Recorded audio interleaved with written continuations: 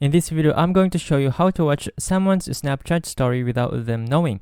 So first, let's go to Snapchat, and then let's tap on the Stories tab, and you could see that my friend has a story.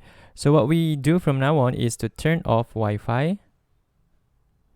And now that we are disconnected, we could tap on that story. And after that, let's exit Snapchat. And then while it's still offline, let us delete the application.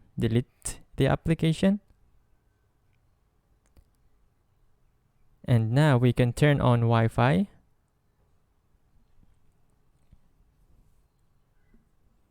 After turning Wi-Fi on, let's go to Play Store and reinstall Snapchat again. And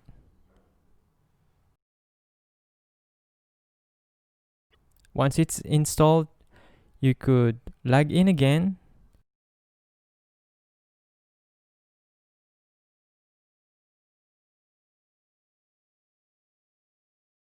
Your friend won't know that you have seen his story. And that is how you watch someone's story without them knowing. If this video helped you out, please consider leaving a like and let me know in the comments if you have any questions. Have a good day.